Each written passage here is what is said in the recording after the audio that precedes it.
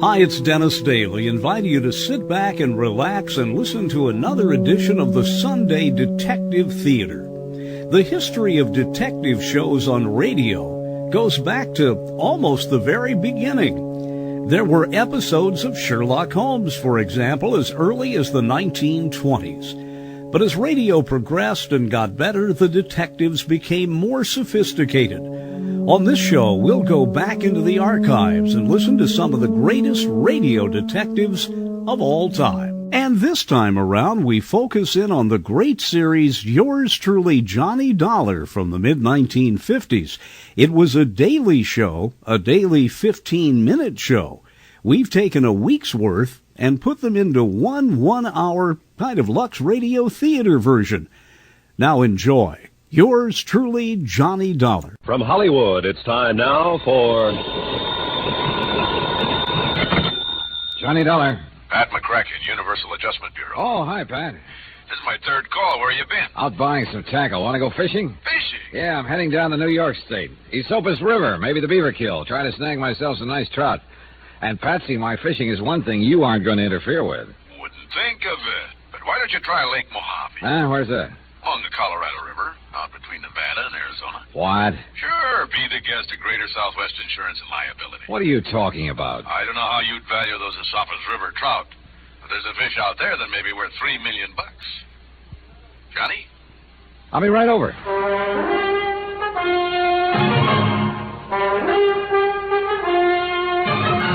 Tonight and every weekday night, Bob Bailey in the transcribed adventures of the man with the action-packed expense account, America's fabulous freelance insurance investigator. Yours truly, Johnny Dollar.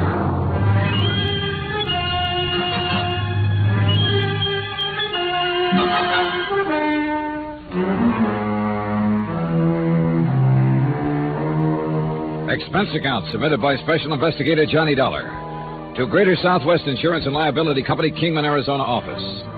Following is an accounting of expenses incurred during my investigation of the Midas Touch matter. Expense account item 1, cab fare from my apartment to the Universal Adjustment Bureau, 8242 North Spring. When I got there, Pat McCracken was standing holding the door of his office open for me. Come in, Johnny, but don't bother sitting down. Now, what's that supposed to mean? It means you haven't got time. You all packed? Oh, you bet I am. For a trip to the Esopus and some of those pretty rainbows in eastern brook trout. Got a new lure oil called Fast Strike I want to try on. I hear it's great. Sorry, but if there's going to be any actual fishing, it's going to be for Lake Mojave bass. Says you. Here are your plane tickets. Here to New York, nonstop to Los Angeles, and out to Las Vegas. From there, you'll have to go to Kingman, Arizona by car. Slow down, boys. Slow down. The man to see in Kingman is Jake Kessler at Southwest Insurance. Oh, Pat. Yeah? You mind telling me what it's all about? The Midas Touch Mine. New racket in uranium? I said Midas. Gold mine. Oh, sure. Well, what's the insurance angle? Ask Jake Kessler when you get to Kingman. Oh, but you can at least tell Look, me what... you've only got 20 minutes to catch your plane to New York. You mean if I decide... And with $1.5 million, maybe $3 million at stake, nobody's going to quibble too much over your expense account. Maybe I should take a crack at those Lake Mojave bass. Expense account items 2 and 3, $2.90 even, a handful of American Express traveler's checks, and cab fare back to my apartment for my luggage. Then to the airport from my plane to New York to Las Vegas, Nevada.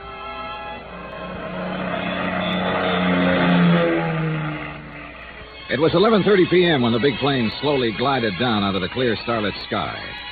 And unless you've seen the billions of stars that twinkle brightly through the clear, dry air over the Mojave Desert, you've missed a real thrill. We glided down toward the landing strip on the edge of the town of Las Vegas. From the air, the myriad multicolored lights made the fabulous resort sparkle like a field of jewels. Item 4, 30 cents phone calls to car rental agencies. They were all closed. Item 5, 65 cents per cab to the Flamingo Hotel, where I decided to spend the night and drive on to Kingman in the morning. Item 6, hotel overnight, food, and incidentals, $178.30. If you know Las Vegas, you know what that word incidentals means. 15 odds. And black. Place your bet, please. Place your bet. All right. There we go. 6 is the point. I'll say this much. I tried to make some expense money on the side, but, well, I guess I shouldn't have tried to cover so many of the gambling joints. If I'd stayed at the Flamingo, where I'd always made me a buck or two at the casino. But this time, Lady Luck just wasn't on my side. Anyway, well...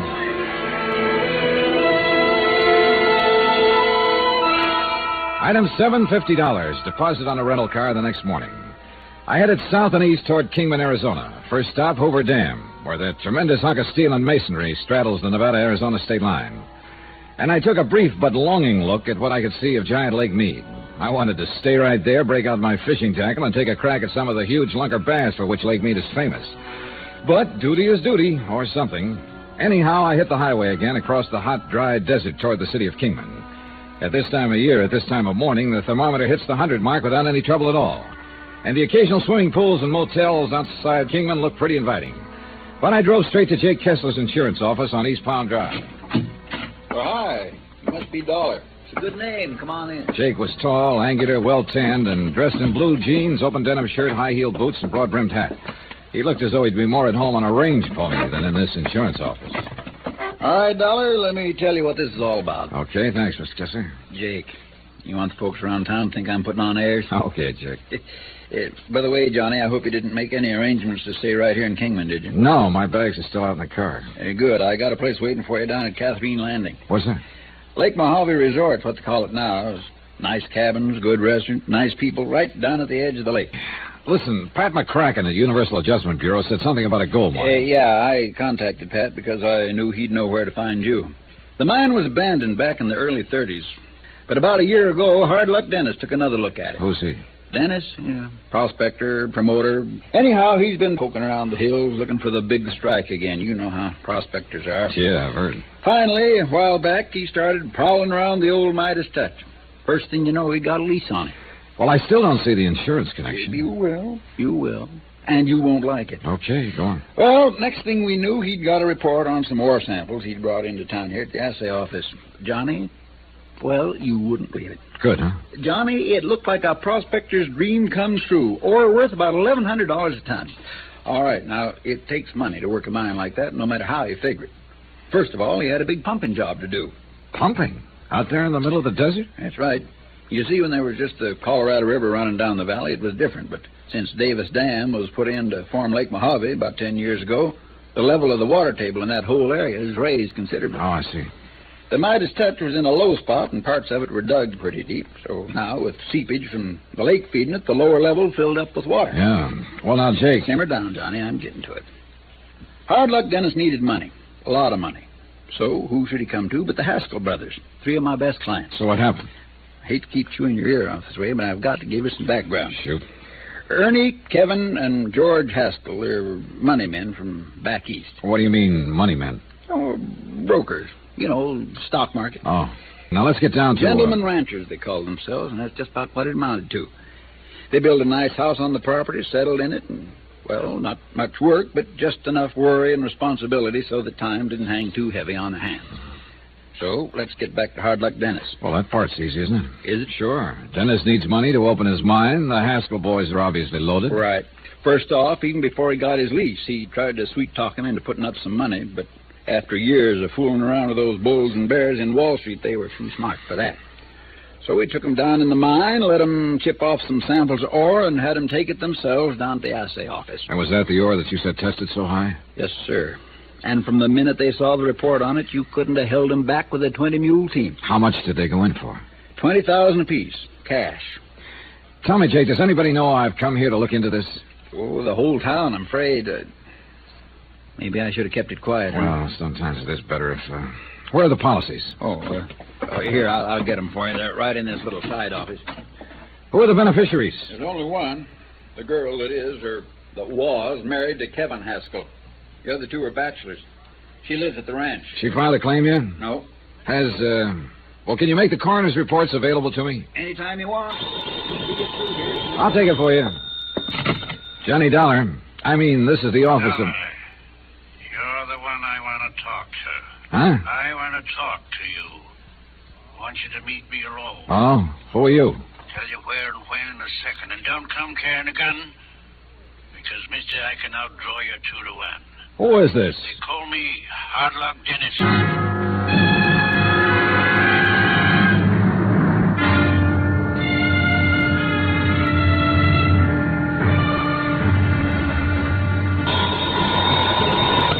Johnny Dollar.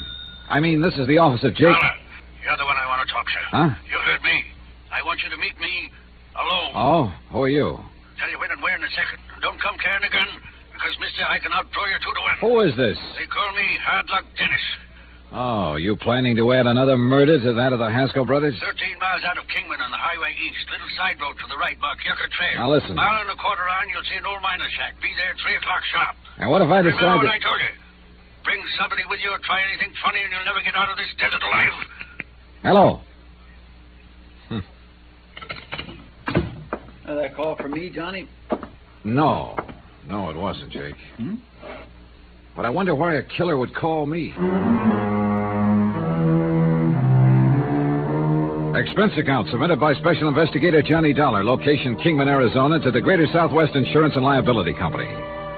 Following is a report of expenditures during my investigation of the Midas Touch matter. Jake Kessler, local representative for Greater Southwest Insurance and Liability, had laid it out pretty clearly.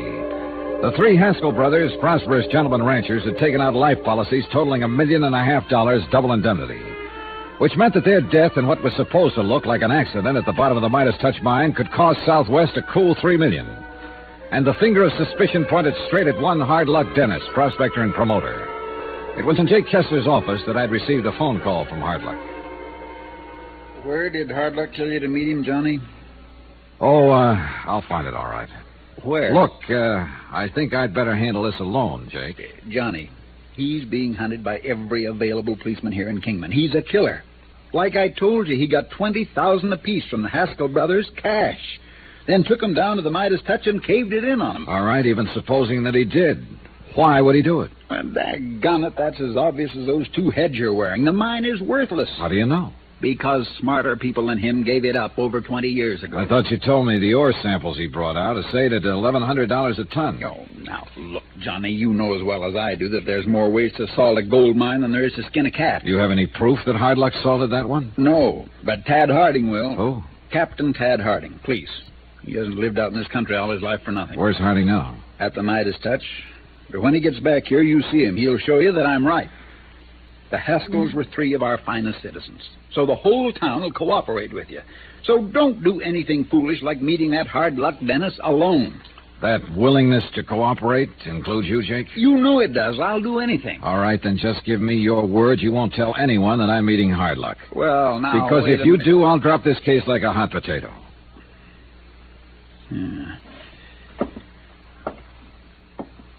Well? Okay, Johnny, for the time being. Okay. I just noticed out the window. Tad Harding's car just pulled up in front of police headquarters. Then what are we waiting for? Let's go.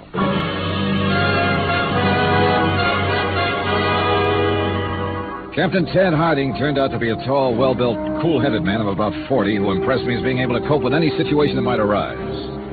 He bore out everything Jake Kessler had told me about the Haskells and about Hard Luck. And he added 2 new and very important bits of information. One, that he'd found nothing whatsoever to indicate that the Midas Touch had been salted. On the contrary, he'd picked up some very rich chunks of ore. 2, he'd learned the probable cause of the cave-in and what it meant. I told you it was murder, Johnny. I told you. Tad Harding had found a length of wire rope, one end wrapped around the spool of a powerful hand winch. The other end had very obviously been tied around a pillar, a thick pillar of rock and gravel that had been dug around so as to leave support for the ceiling of a horizontal shaft. Jake and I walked back to his office. That's it, Johnny. No doubt about it. No doubt. A few quick turns of the handle on that winch, the pillar came down and the roof caved in. I'll have to admit it certainly looks that way. Well, at least the company's off the hook for $1.5 million of the insurance. If we can prove that somebody operated that winch while the Haskells were down there. Now, look, And Johnny, that means finding that person. I'm satisfied it was murder. Would the courts be? The court. Sure. When the claims on these policies are filed, they'll be for $3 million on the basis of double indemnity for accidental deaths. You can bet your last penny on that. Claims haven't been filed yet, have they? Oh, no. Well, I hope we'll have time before they are. Time? To prove it was murder by producing the murderer. You still plan to see and talk to Hard Luck Dennis? Yep. Alone? Yep. When? Sometime soon. When, Johnny? Tell you all about it after I see him. Johnny, it's Say, dangerous. look, if I'm going to stay at that place you told me about over at Lake Mojave, I may as well go and get settled, huh? How do I get there? I'll drive you over, Johnny. No point in that. I've got my rented car. Well, you'll probably want to be seeing the mine, too. Maybe I can be of help to you. Or maybe you just want to be present if I happen to keep a date with Hard Luck Dennis. Now, I didn't say that. You didn't need to. Jake, I want you to stay right here in Kingman so you can keep in touch with whatever the police dig up and still be in touch with me. There's a phone at the Lake Mojave Resort, isn't there? Well, sure, Johnny. Also, don't forget, the $3 million claim may be filed here at your office any minute. If so, I want to know about it. Now, how do I get to Lake Mojave? Head east on Highway 68, he said, so I did. And 13 miles out of town, I found the little side road, Yucca Trail, that Hard Luck had described over the phone. The next mile and a quarter was about the worst driving I ever encountered. This was nothing but an old wagon trail. Several times the crankcase and rear axle scraped on boulders in the middle of it. The trail had dropped off sharply from the highway, and as far as I could see, there was nothing but sun-baked rock and gravel of the Mojave Desert, splotched here and there with withered sagebrush, tumbleweed, some weirdly shaped Joshua trees, an occasional yucca plant with its stalk poking upward like a huge candle, and too many kinds of cactus to mention. All of it surrounded by bleak needles and crags of rock, by high plateaus and mesas. The going got so bad, I'd almost decided to get out and walk when I spotted the old miner's shack that Hard Luck had named as our meeting place. As I approached it, I could see no sign of life around it. Hello? Anybody here? Hard Luck Dennis? Hello? Nothing. No one. No sign of life at all. Huh? The sudden movement at the corner of the shack was nothing but an ancient desert turtle plodding at what he probably thought was breakneck speed toward a shady spot under a sagebrush. Hello? Hard Luck!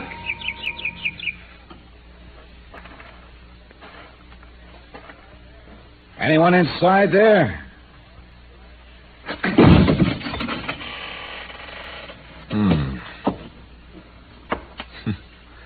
Well... That's mine. Huh?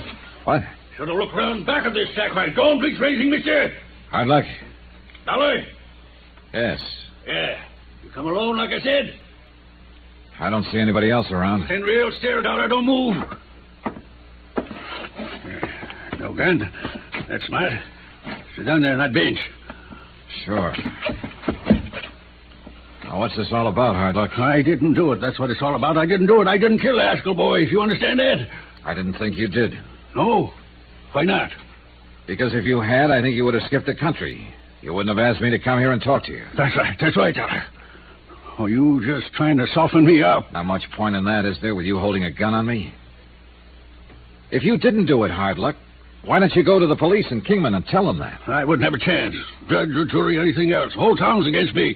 They made up their mind I did it, so the best lawyer in the country couldn't save me. Apparently the whole town thought a lot of the Haskell brothers. Surely they had fine men. That's why I picked them to share the mine with me. The only reason you picked them was because they had money and you know it. Yeah, like all the rest. Didn't you see the ore they took out of the Midas touch? I heard about it. Rich ore. $1,200 a ton, and I didn't plant it there. It's been there all the time. Even Captain Hardin couldn't find where I'd sorted it because I didn't.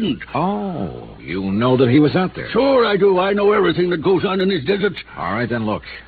Suppose you put down that gun and tell me what happened the day the mine caved in on the Haskells. You bet I'll tell you. That's why I called you. But I won't put down this gun until I'm sure you're on my side. Well, then wave it in some other direction. You want to hear what I got to say? Then sit still and listen to me. First, tell me this. Was it murder? It was murder. Then who... But not by my hand. Then who did it? Do you know? Yes, I know. Who? They wanted to see the mine again. Get some more samples. That was last Friday. The day of the cave-in? Yeah, so I took them down there. Gave them a pick. Showed them where to chip it off down on the second level. Go on.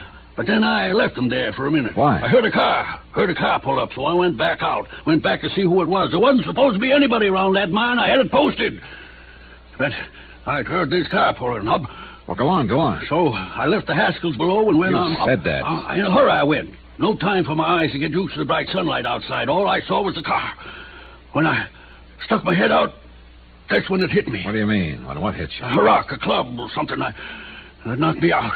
When I come to, the cave-in was all over. The Haskells were dead in there. And I knew what everybody would think, so I lit out, stayed in the desert. Well, do you know who it was who hit you? Sure, by the car. Who? The same one that made the cave-in. Who? Dollar, it was... Listen, that's somebody coming out there. You cheated me. You brought him. No, I did not. Hard luck. Get away from the door. Duck!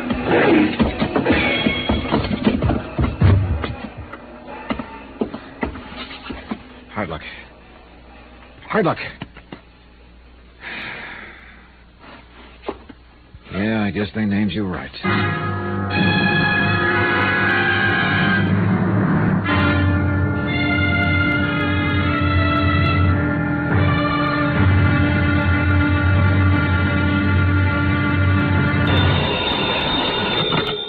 Johnny Dollar. Jake Kessler returning your call, Johnny. I just got back here to my office. You been at the hospital? Yes, and it looks like Hard Luck Dennis may pull through. Has he been able to talk? He may never be able to. That bullet went right through his neck. Anyhow, he's still unconscious. He's the key to the whole case, Jake, so phone me here as soon as he can be talked to. Meantime, I'm going to try to snag me some of these Lake Mojave bass. lucky dog. From Special Investigator Johnny Dollar, location Catherine Wash on the Colorado River. To the Greater Southwest Insurance and Liability Company, Kingman, Arizona office. Following is a report of expenses incurred during my investigation of the Midas Touch matter. Item 8, $6.20 gas for the rental car that I drove down here to the Lake Mojave Resort on the Colorado River just above Davis Dam. And what a place. Modern, comfortable cabin within spitting distance of the lake itself. Good restaurant, tackle shop, dock. In fact, everything to make a fisherman happy to help him fight it out with the lunker bass that inhabit the 60-mile-long lake. But much as I wanted to fish, I had other things to do. First, I wanted a good look at the Midas Touch mine. On the advice of the manager, Ham Pratt, I took along Buster Favor, general factotum of the resort. I liked Buster immediately. Short, stocky, cheerful, and with keen eyes that took in everything that went on about him. Little side road to the left, Johnny. Okay. So old Hard Luck Dennis got shot up, huh? Yeah, apparently because he knew too much. You see, when that cave-in occurred at the Midas Touch and killed the Haskell brothers... Hey, you better go into second gear on this road. Okay, right. Why, Hard Luck was the only person known to have been there with them. Couple that with the fact he just got $60,000 from them to reopen the mine. Well, that mine's worthless, Johnny. So I understand. Anyhow, naturally enough, everybody decided Hard Luck had done it. You know, before the brothers could get wise to him. Funny old character. Pretty nervous when I saw him. He almost took a shot at me a couple of times when he didn't like something I said. Instead, he got it. Yeah. While he was just prospecting, he was all right. Managed to get enough out of the ground here and there to live on. Some left over for a Saturday night binge now and then. Hey, you see the workings up ahead? Right. But when he couldn't seem to make a big strike like every prospector tries for... That's when he tried finding suckers for some of his fancy promotions, huh? Yeah. But he really wasn't very good at it. They threw him out of the Texas oil country, you know. Yeah, so I heard. Well, so that's the Midas Touch. Not too many of this kind of mine anymore with the entrance going into the hillside this way. You know, I better use this flashlight. Okay. Hey, tell me something, Buster. If this mine is worthless, how could Hard Luck get the Haskell brothers to chip off chunks of ore that assayed over $1,000 a ton? Well, I got kind of a theory about that. Let's see if I'm right. Everything's so covered up with dust down here, not having been worked for years, it ought to be easy to see where they knocked off chips for samples to take back. Well, what are you doing down here? Holy smoke, that's a rattler. Yeah. Guess he decided to get in out of the hot sun out there. Well, here, I'll find a big rock or something. No, you just wait. Handle to this old pick here. If I can get him to strike at it, maybe I can grab him by the tail and... Watch it! And crack him like a whip. Oh, so help me, Buster. Sometimes you do it right, you can snap their heads right off. Got to be careful, though, not that head against your own self. Oh, brother. Yeah, I see what you mean. No chance of somebody having planted that snake down here, is there? You mean like the scorpion in the monument? Huh? You know, those little neat piles of rock you see here or there in the desert, 2-3 feet high. I thought those were where some prospector had staked a claim. Markers. Yeah, they are. Monuments, they call them. In the old days, they always did it the same way. How's that? Well, pull a couple of stones away, you'd find an old Prince Albert tobacco tin. You open the tin, you'd find two things in it. A piece of paper describing and marking off the claim, and a scorpion. Alive? As long as he stayed alive. That meant stay away, no trespassing. This is mine. Well, I'll be darned. Now, look here. Here, Johnny, on this pillar. That was the pillar that was left by digging around it to hold up the ceiling. Oh? You see where some of it was knocked off with a pick? Yeah. Hey, wait a minute, Buster. That looks like yellow. That looks like gold. That's what it is. Then this mine is rich. No, Johnny. But you mean the only gold ore left down here is in these pillars? That's right. And without them, the roof would cave in. Well, couldn't it be shored up with wood? Why? Only 2, 3, 4 of these left down here. Probably not more than a ton in all. Not worth it. Oh, yeah, I see. But worth using it to bring in the suckers. Yeah. Well, now you want to see how the cave-in on the Haskell. Now, what in the Sam Hill is this doing down here? This winch and length of wire rope. Isn't that the answer to the cave-in? Ted Harding over at headquarters in Kingman seemed to think so.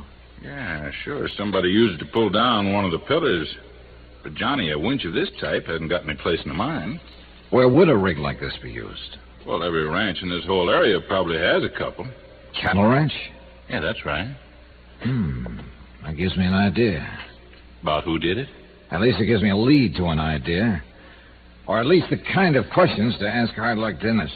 I thought you said he was still unconscious. Yeah, so I'll have to wait. Well, let's get out of here.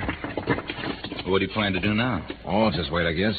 And do some fishing while I wait. Oh, now that's right down my alley. Only first I'm going to knock off a bit of this ore for a souvenir. Here, this old picture ought to do. Well, now take it easy, John. I said take it easy.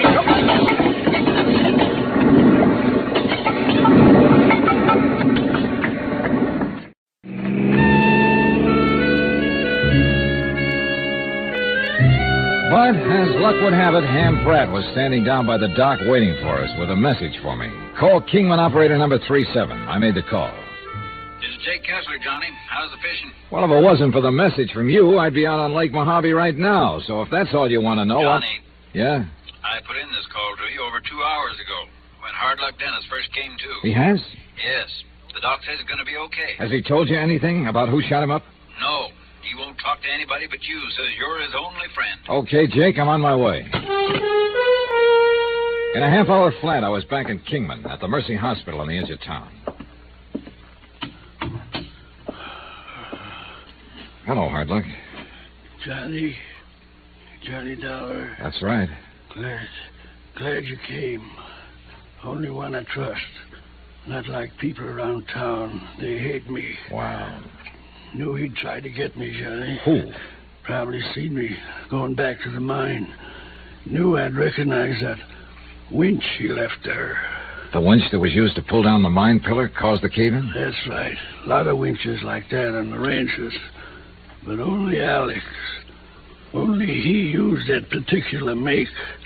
Royal Standard. Alex who, Hardluck? Bundy. Alex Bundy. Alex Bundy. Foreman at the Haskell's ranch? The Two Lazy Two? Yes, Alex. But why? In love. Kevin Haskell's wife, Dora. Okay. Will you tell the police, the court, all this when the time comes? If you say so.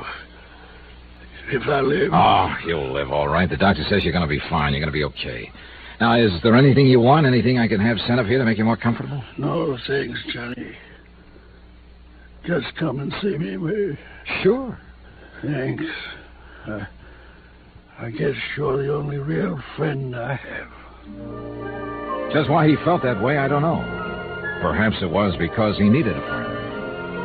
I decided I'd better let Jake Kessler in on what I'd learned and incidentally ask him for directions to the Two Lazy Two, so I drove on over to his little second-floor office on East Palm Drive. Alex Bundy, huh? Yeah, that's what Hardluck says.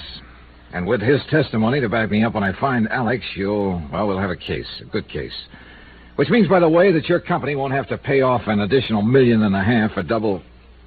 What's the matter? Shh, wait a minute. Yeah, Jake, I'm going on over and do a bit of fishing in Lake Mojave. What under the sun? Buster Favor promises to get me a limit of the finest bass you... What is it, Johnny? What are you doing? Somebody was outside that door listening to us, I'm sure. Here, look, there he is, going down the street. Recognize him, Jake? Where, Johnny? Where? It's too late. He got around the corner. But if it's who I think it is, yeah, he must have heard all that was said in here. Alex Bundy, huh? What's your guess? I've been thinking, Johnny. Yeah? Old Hard Luck Dennis has been the key to this whole case right from the first. He still is, more than ever after what he told me. All right, then. Excuse me. Jake Kessler speaking. Oh, hello, Chief. I was just... Huh? What? Oh. What's the matter, Jake? What's the matter? You look like you've seen a ghost. I was Tad Harding at headquarters. A fire escape outside the room at the hospital. Huh? Somebody climbed up the fire escape, used a bailing hook. Oh. Yeah. He's dead now. Hard luck.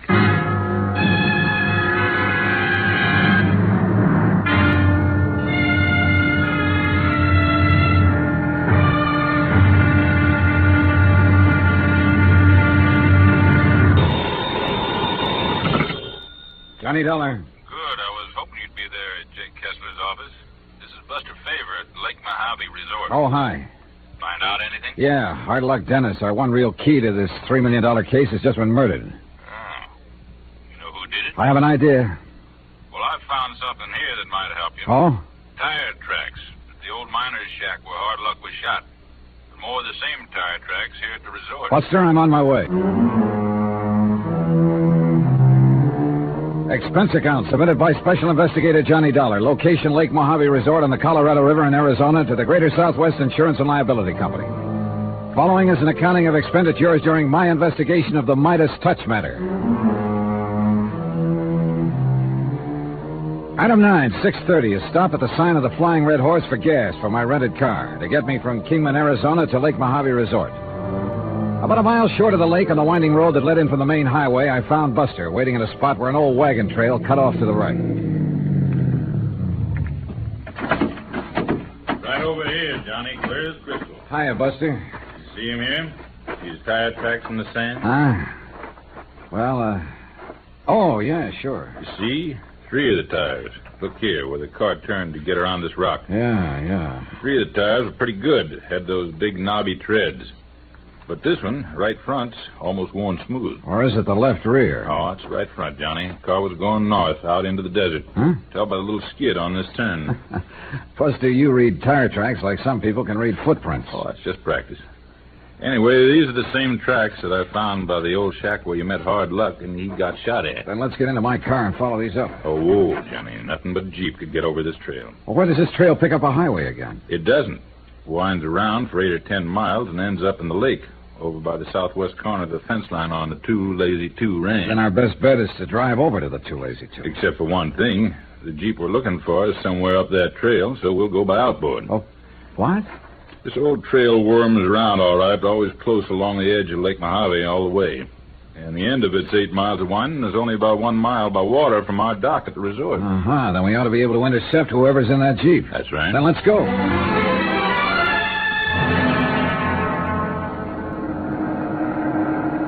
Lake Mojave was clear and calm and beautiful, perfect for fishing. But we had other things on our minds as the 30-horse outboard pushed our 14-foot aluminum boat along at better than 25 miles an hour. We stayed fairly close to the Arizona side. Look, Johnny, see that streak of dust along the shore? Yeah. Somebody's been driving along there, all right. Still is. Won't be able to see who, though, until he comes out from behind that ridge of hills over there. Hey, that streak of dust hasn't grown any longer. Looks like he's stopped. Could be. I'll head us in toward shore. No, I still don't understand why he'd be driving out on that dead-end trail, though, unless he wants to dump a body or something in the lake. Now, that's a morbid thought. All right, but if it is a killer you're looking for... You said that trail ends at a corner of... Hey, wait a minute, Buster. Yeah? If it's who I think it is, he overheard me tell Jake Kessler I plan to go fishing out here today. So? What was that? The motor giving you trouble? What was what? There. Hear it? Yeah, I heard it, but it wasn't the motor. Hey. That's funny. Buster, look, we're taking in water, those holes in the bottom. Here, you take this can and start bailing. Right. I would drill a lot of holes. No, wait a minute. Look at them close. They're bullet holes. Okay, Buster, you can ease her up now. We're out of his line. Yeah. Well, I guess we pulled a boner, Johnny. Why not having somebody posted on that road while we came out here? Now he can climb back in his Jeep and... There, you see? Trail of dust again.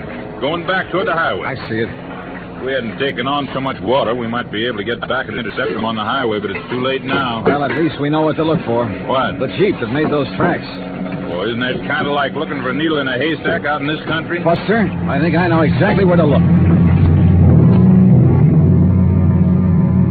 I believe I must have bailed a good 5 gallons of water out of that boat by the time we reached the dock. Then Buster insisted on going along as I headed back up the highway toward Kingman. We stopped where the old trail cut in, only long enough to see if the Jeep tracks had come back on the highway. They had. Now that we're on the way, Johnny, where are we going? Any of these ranches out here use Jeeps, Buster? Most all the big ones, but... Including the Too Lazy Two? Yeah, that's right. Now, wait a minute. I didn't ask you who you thought was shooting at us out there on the lake. Who you thought overheard you talking about going fishing. I figured if you wanted to tell me, you would. Oh, the trouble is I still can't prove anything. All right. Now, let me tell you who can shoot like that, and with that kind of a gun. It was a 30-06. You could tell by the sound? 30-06 with a long barrel. That could mean it had a scope sight. Almost have to for that kind of shooting. Alex Bundy, foreman at the Too Lazy Two. That's who Hard Luck Dennis said shot at him. And it ties up, Johnny. Does it? He got a few too many under his belt one night at a dance party in Kingman. Yeah? Started yapping his head off about how a lot of soft-living millionaires from back east can come out here and own the place while he had to do all the work. It wasn't fair. Worm would turn sometime, even if he had to help it turn, and he'd be the one who counted the money. It was only a couple of miles into the ranch's fence line, but a good 3 miles further to the main house and its cluster of outbuildings. Buster's sharp eyes first noticed the Jeep parked by the side of what looked like a big tool shed, and I drove slowly past it. Slowly enough so that he could study its tires and the tracks on the dusty ground. Uh-huh. Well? That's the one, all right. Then keep an eye out for Alex and that gun of his. Yeah, and be ready to duck. By the main house. Okay. You know, I got a kind of funny feeling now that we're here, we should have brought a posse along. Afraid it's too late for that now. That is a gun bulging under your jacket, isn't it? Oh, yeah. But I'm wondering what chance a little .38 lemon squeezer has against a high-powered rifle. Oh, come on. Keep your eyes peeled. Johnny, I'm beginning to feel like I'm right in the middle of an old-time Western movie. Maybe you are, Buster. Maybe you are. Why, Buster. Oh, how are you, Dora? Don't just stand there. Yes, ma'am. The woman standing on the porch of the old house looked strangely out of place on this big western desert ranch. Perhaps it was because of her clothes, two-tone sports shoes, and a crisp, well-tailored white linen dress that served to accent the lines of a trim, athletic figure and go perfectly with her short, boyish-cut hair. Ms. Haskell, this is Mr. Dollar, Johnny Dollar. Hello, Mr. Dollar. Jack Kessler told me you were here. Come in, please. Okay, thank you. I suppose he told you why I'm here. No, leave the door open for the breeze. Oh. He said to investigate the death of my husband, Kevin, and his brothers in that mine accident. Sit down, won't you? Thank you. Do you think it was an accident? According to Mr. Kessler, you don't. Why? Because it means his company would have to pay only $1.5 million to me instead of $3 million? Somebody found pretty concrete evidence there in the mine that one of the rock pillars supporting the roof had been deliberately pulled down. Hard Luck Dennis. If what you say is true, he must have done it. It was Hard Luck who told me about it, who showed me the winch that was used to do it. And that winch, Mrs. Haskell, could have come from only one place around here. This ranch. Oh, no. You mean, no, you can't mean that somebody here at the ranch did it. Kind of looks that way, doesn't it? But who? That's what I hoped you might be able to tell me. Who beside you could profit by the death of your husband and his brothers? Who here at the ranch? Alex Bundy, perhaps? Alex, how? By marrying into the family? What are you talking about? That is, of course, if one of the Haskell brothers were to die. Kevin, perhaps. That's absurd. Oh? I had a notion that you and Alex were somewhat interested in each other. Well, you're wrong. He may have been interested in me. He was, as a matter of fact. He made it very difficult for me. How do you mean that? He kept trying to force his attentions on me. And you didn't reciprocate? Of course not, because... Well, go on. Because I knew what his real motives were. All right, go on. This ranch. This ranch is what he wanted. He knew that Kevin wasn't well. That's why Kevin had come out here with his brothers in the first place. I did hear that he was having a little trouble with his lungs, Johnny. He didn't have long to live. Not many years, that is. Even in this hot, dry air. So Alex did it. Well, it sure looks that way, doesn't it, Johnny? What led you to look for him here? It was Alex Bundy who shot up Hardluck Dennis. Then somebody overheard me say I was going fishing down at the lake. That's where I was shot at by somebody who was not only a crack shot, but more important, was driving the Jeep that's parked outside. The Jeep was gone from here this afternoon. Do you know where Alex Bundy is now? He must be somewhere around the ranch. And you must get him, Mr. Dollar. I'll help you. I'll help you find him. But don't go unarmed. Here, I'll give you one of my rifles. Hey, that collection of high-powered rifles is yours? Yes, International Rifle Team in college. Here. I'll give you ammunition. And Buster, you take one. This 30-30. No, I don't know, Mrs. Take it. What Mr. Dollar says about him is true. Alex may try to shoot before you... Mr. Dollar. Dora! Mr. Dollar, be ready when he comes in. Dora, why don't you tell me you were through with the Jeep? You know I wanted to use it this afternoon. Dora? Well, well. Don't move, Mr. Dollar. Your gun isn't loaded.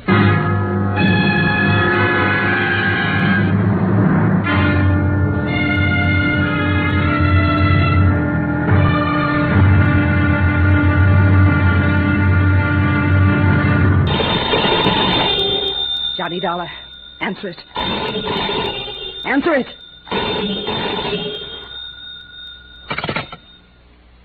Johnny Dollar. Hello, Johnny. This is Jake Kessler. Be careful what you say. Johnny, what are you doing out there at the Too Lazy Two? Johnny! Talk to him, but be careful. Don't forget this gun. Why, Jake, what's on your mind? $3 million of insurance. Dora Haskell's filed a claim on the basis of accidental death. So unless you can come up pretty quick with proof the Haskell brothers were murdered... Jake, I have a funny feeling I'm looking at that proof right now. You mean there at the ranch? You still haven't told me what you're doing out there. Why don't you come out here and see, Jake? What? You fool, I told you to watch what you say. What are you talking about, Johnny? Dollar, I'll pull this trigger so fast. You try that door and Jake will hear it over this phone and come out here anyway. What? Hello? He heard that. Hang up, hang up. Hello? Here, hang it up yourself. Oh, no, you...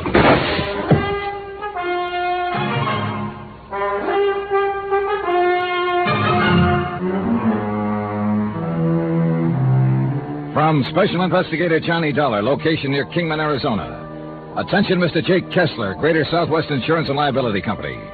Following is an accounting of expenses incurred during my investigation of the Midas Touch matter. Proof that the Haskell brothers were murdered rather than killed accidentally in the cave-in at the Midas Touch mine could save Greater Southwest a cool $1.5 million. But the one man who could have given me that proof was murdered himself. Thanks to Buster Favor at the Lake Mojave Resort, who could read a set of tire tracks like you and I read a newspaper, I was able to trace the killer's car to the Too Lazy Two ranch. And there, the evidence all pointed to the foreman, Alex Bundy. However, when Alex appeared at the ranch house, he also put the finger on Dora Haskell. That's when your phone call came in, Jake. And that's when... Oh, no, you don't do Oh, thanks, Buster. Yeah, well, I kind of hate to hit a woman that way, but she wouldn't have missed with that rifle. Matter of fact, she didn't. She creased your arm there just... Oh, forget it. First of all, let's take this gun. Don't touch it. Oh, that's right, Alex. Kind of forgot about you. Now, why don't you put that thing down before you make the same mistake she almost did? It won't be a mistake, Dollar. Now, look, Alex. Shut up, Buster. You should have known better than to mess around this whole thing. Maybe you're the one who should have known better, Alex. According to Dora here a few minutes ago... I heard her. I heard from outside the window. Heard all of it. And she lied. Keep an eye on her, Buster. Yeah, sure. Just stay where you are. Stay away from that gun of hers, too. Look, Alex, why don't you just calm down? She lied. She was the one who shot at you down at the lake, not me. But it was you who shot up old Hardluck Dennis when he tried to talk to me. Sure I did. I had to. He was going to tell you it was me that caved in the Midas Touch on the Haskell brothers. He did tell me. Sure, he was going to tell you. I know he was. And I had to stop him. Wouldn't you have stopped a man who was trying to put a noose around your neck? Will you listen to me? That's why I had to kill him there at the hospital when he was well enough to talk some more. He would have put the finger on me. I tell you, he already had put the Sure finger. he would. I know he would. and I had to stop him. But it wasn't my fault. It wasn't my fault, Dollar. She was lying to you. I heard her outside. I heard. She was trying to lay it all on me, but she's the one, not me. In spite of your murder of Hardluck. I had to. Don't you understand me? I had to. Look, why don't you put down that gun and listen? She's the one all the way from the start. I'm not dumb, Dollar, but she was smarter than me, and she kept getting me in deeper and deeper. I'm a good ranch foreman, Dollar. See for yourself what I done for the Too Lazy Two. But this kind of thing I don't know about. So she got me in deeper and deeper right from the start. Just how did it start, Alex? I'll tell you. I'll tell you how it started. I got drunk one night over in Kingman. So I heard. Made a lot of foolish talk about wanting the Too Lazy Two for myself. Any foreman wants to have a big ranch of his own. Any of them, ask him. You ask him. Isn't that true, Buster? You know. Alex, give me that. No, stay back. You stay back. I want him to know. I want him to know everything. She heard about what I'd said, understand? And she came to me, sweet-talked me. Said I could own the Lazy Two. Along with her. Made it sound so wonderful, just me and her. But then when she started plotting how to get rid of her husband, well, she thought he was going to die when he came out here, but he didn't, see. So she started plotting how to get rid of him. And I was scared about that. But she told me I was already in it on account of I knew about it, so I better help her. So what else could I do? And all the time she kept me thinking how wonderful it would be, just me and her. Do you know what that means to a man, Mr. Dollar? Well, I could... So I helped her with the boat. You know the time, Buster. You mean when the Haskell sank during the windstorm out on the lake? Yeah, because I fixed the boat. I took out the flotation tanks and weakened the transom, so any kind of strain it would sink, and it did. Brother, you're in so deep. But you went after him. You saved him, didn't you, Buster? Yeah, I guess I did. So, but then I wasn't too deep, you see. You understand? Yeah, Alex, I understand. And I'm afraid that you're... And she thought of the mine. She made me tell old Hardluck to take him out to the Midas Touch because he thought there was still gold in it. Johnny, did Hardluck tell you the Dora got him started on that pig? No, but he would have. That's why I had to kill him. Because he would have blamed her. And then she would have blamed me, the way she did you just now, don't you see? All she was doing was using me. You didn't come out here looking for her. You were looking for me, weren't you? Yeah, Alex, I guess we were. And if there'd been a fight, if I tried to gun you down, she would have killed me. Then she would have been in the clear, don't you see? She would have killed me the way she made me kill Hardluck. It took you a long, long time to realize it, didn't it, Alex? There were a lot of things you didn't realize. But what's done is done, and you can't ever change it. You're in so deep there's no way out for you now. And you know it, Alex. But you're not going to make things any easier for yourself. No, get back, I tell you. I'm in so deep I can't get in any deeper. That's what you really mean, isn't it? So my only chance is to kill you and try to get away with it. Alex, now, listen. Look, boy. But before I try it, I'm going to kill her. I'm going to kill her because of what she's done to me. Listen, you crazy mixed-up guy. Sure. Maybe I am crazy. Maybe I've been crazy all along, but I'm going to kill her. You hear me? I'm going to kill her now. Oh, no, you're not... Dora! Grab her gun, Buster. Out, Johnny! Okay, Alex. Okay, you've done it. Added one more murder to your list. And I'm glad. I'm glad I did it. Then put that gun down and No, listen to me. I'm going. If you try to follow me, I'll kill you, too. Come on, Johnny. I've got her gun. No good. It's jammed. That's why she couldn't pull it on him. She did? Yeah. Well, we can't just let him get away. Here, Buster, while I make a phone call, see if you can find a gun for yourself and some ammunition. You sure she's dead? Yes. Hello, operator. Couple of 38 handguns here, Johnny. And find some ammo. Operator. Operator, get me Kingman 19970 emergency. All set with his sidearm, Johnny. You want a rifle or do you... Jake, Alex Bundy has killed Dora Haskell and headed for parts unknown. Yeah, that's right. Call Ted Harding at headquarters. Have him put a roadblock on every highway leading from this ranch. Be sure there's a block at Davis Dam so he can't cross over into Nevada. Yes, that's right. He can phone him. By the time I hung up, Buster had my rented car started and waiting, so we took off on the main road leading from the ranch. We could still see the dust left by Alex Bundy in the Jeep. Could see that when he swung onto the highway, he'd turned right toward Lake Mojave. We saw no dust on any of the side roads, so we kept on going down toward Davis Dam, hoping that by the time he could get there, the roadblock would be set up. We'll be able to see you when we get to the top of this hill, Johnny. Good. Yeah. There, you see him? Cars across the road over the dam. That means he will have seen him. And there's only one place he could go. Lake Mojave Resort. Right. And it's just up ahead. All right, we'll take it on 2 wheels. Glad we aren't having to track him this time. Huh? Wind's coming up. See the dust blowing off the mesas up the east? Yeah. When that east wind comes up, it comes up fast. All right, hang on. Here's our turn. Buster was right. By the time we got down to the dock at Lake Mojave, the wind was blowing a gale. The Jeep we'd been chasing was parked next to the tackle shop, but no sign of Alex Bundy. We learned the reason from Ham Pratt, general manager of the resort. Hey, Johnny, Buster, what's going on here? Plenty, Ham. Listen, Ham, did you see where... Alex Bundy came down the road like a bat out of Hades a couple of minutes ago. Where'd he go? Jumped out of his Jeep waving a rifle, tore down to the dock, and took off in his outboard runabout. Got a boat for us, Buster? Yeah, sure have. Come on. Want me along? No, two of us is better, Ham. We'll need all the speed we can get out on that lake. You're right. That boat of Alex's is the fastest one of the lot. 230 horsepower Johnsons. Here we are. Climb in, Johnny. Gas us off, Ham. Right, Charles. Fire up. Here we go.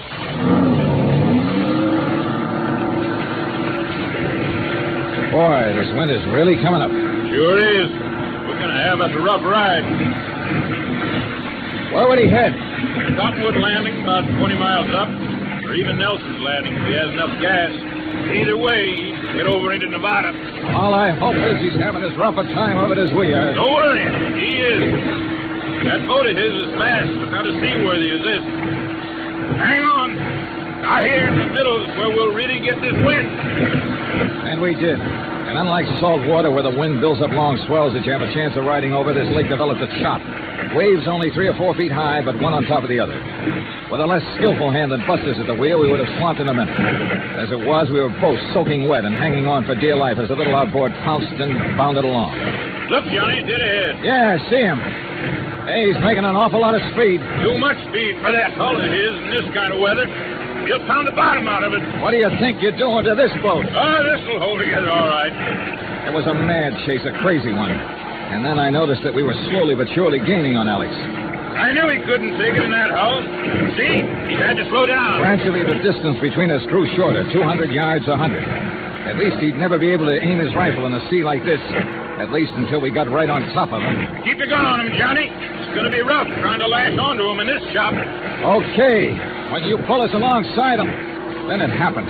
As we came up on him, Alex suddenly swung his boat straight in at us and gunned his 2 motors wide open.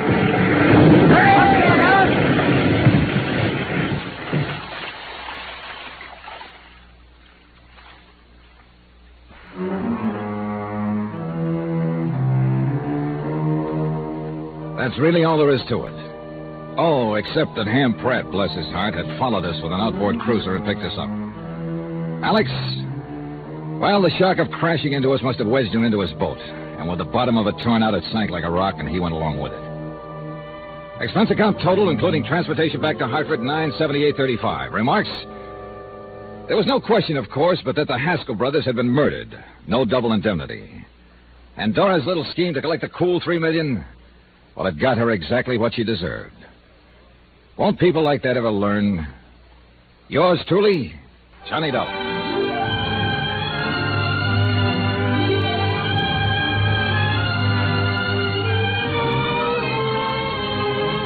Yours truly, Johnny Dollar, starring Bob Bailey, is transcribed in Hollywood. It is produced and directed by Jack Johnstone, who also wrote this week's story. Heard in this week's cast were Virginia Gregg, Johnny Jacobs, Herb Butterfield, Parley Bear, Barney Phillips, Shep Menken, and Roland Winters. Musical supervision by Amerigo Marino and Carl Fortina. Roy Rowan speaking.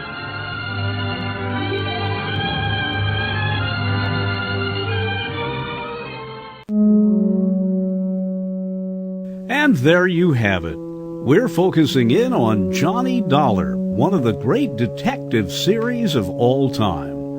Thanks for joining me, and come back again right here on YouTube.